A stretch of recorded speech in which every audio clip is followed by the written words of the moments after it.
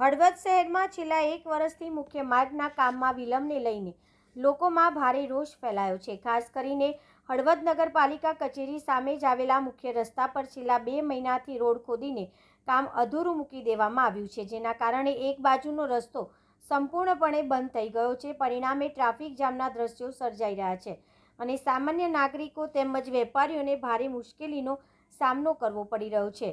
આ ગંભીર સમસ્યાને લઈને કોંગ્રેસના આગેવાનો દ્વારા વારંવાર ચીફ ઓફિસરને રજૂઆત કરવામાં આવી હોવા છતાંય કોઈ જ યોગ્ય પગલાં લેવામાં આવ્યા નથી। તેના વિરોધ સ્વરૂપે આજે હળવદ કોંગ્રેસના કાર્યકર્તાઓએ નગરપાલિકા કચેરી પાસે જ રોડ ખોદાયેલા સ્થળે અનોખો વિરોધ નોંધાવ્યો હતો।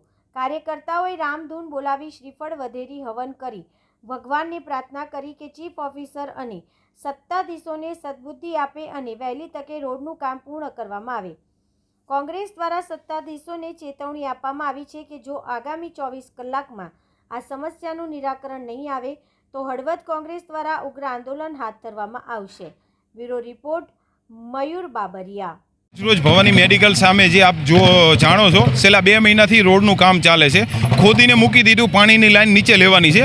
તો અમે નગરપાલિકા કચેરી ખાતે આજે રજૂઆત કરવા માટે ગયા તો ચીફ ઓફિસર હાજર નહોતા। તો આજે અમે નક્કી કર્યું કે હવન કરીને અહીંયા અમે હવન કર્યો, શ્રીફળ વધેર્યું અને અગરબત્તી કરીને નગરપાલિકાને, ચીફ ઓફિસરને અને બોડીને સદબુદ્ધિ મળે, વહેલામાં વહેલી તકે જે લોકોને પડતી મુશ્કેલીઓ છે એમાં વહેલી તકે નિરાકરણ એનું થાય એ માટેથી આજે અમે હવન કર્યો હતો। અને બીજું સાફ સફાઈના અને બીજા એવા અનેક મુદ્દાઓ છે નગરપાલિકાના। અને બીજું ખાસ એક કહેવાનું એ છે કે ચૂંટાયેલી બોડી અને ચીફ ઓફિસર કોન્ટ્રાક્ટરને કંઈ કહી જ નથી શકતા, તો એમને સદબુદ્ધિ મળે, એમને કોન્ટ્રાક્ટરને કહેવા માટેની હિંમત આવે એ માટેથી આજે અમે રામધૂન બોલાવી અને હવન કરી અને અમારો એક વિરોધ નોંધાયો હતો।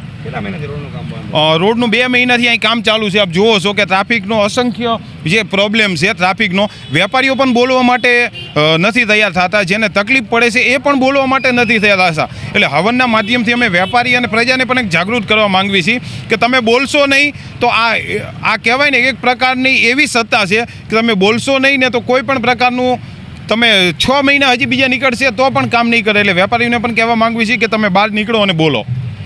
આજ રોજ હળવદ શહેર કોંગ્રેસ દ્વારા જે 2 મહિનાથી છેલ્લા રોડ બંધ છે, જે ખાસ નગરપાલિકાની પાસે આ રોડ ખોદીને રાખી દેવામાં આવ્યો છે અને કોઈ પણ જાતનું આમાં ધ્યાન દેવામાં આવ્યું નથી। અગાઉ પણ કોંગ્રેસ પક્ષ દ્વારા આની રજૂઆત કરવામાં આવી હતી। શહેરમાં વેપારીઓને તકલીફ પડી રહી છે, ટ્રાફિક જામ થઈ રહ્યો છે, ડેલી 5000થી વધુ બહારના લોકો ગામની મુલાકાત લેતા હોય છે। આવા સમયમાં જો તહેવારોના દિવસો હોય અને આવા સમયમાં જો નગરપાલિકા હોય, સત્તા પક્ષ હોય અને અહીંયા સત્તાધીશો હોય અને આ જે ધ્યાન ન દેતા હોય તો એ સ્પષ્ટ દેખાય છે કે આ લોકોની બેદરકારી છે।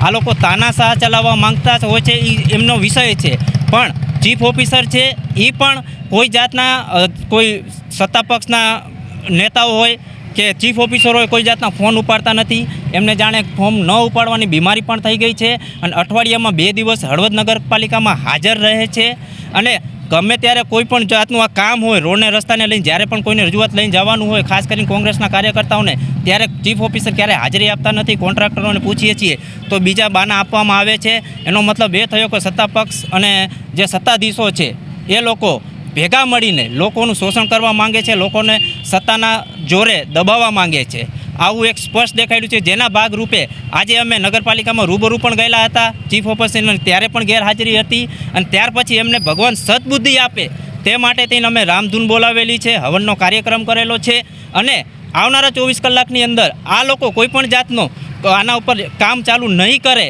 તો કોંગ્રેસ પક્ષ દ્વારા આવનારા દિવસમાં પણ આ વિષયને લઈને, ટ્રાફિકની સમસ્યાને લઈને, આ રોડની સમસ્યાને લઈ અને અનેક કાર્યક્રમો દેવામાં આવશે અને એનો પૂરેપૂરો વિરોધ કરવામાં આવશે। ટૂંકા સમયની અંદર આનો સોલ્યુશન આવી જાય, પ્રજા વેપારીઓ હેરાન ન થાય, ટ્રાફિકનું સોલ્યુશન આવી જાય એવી અમારી માંગણી છે।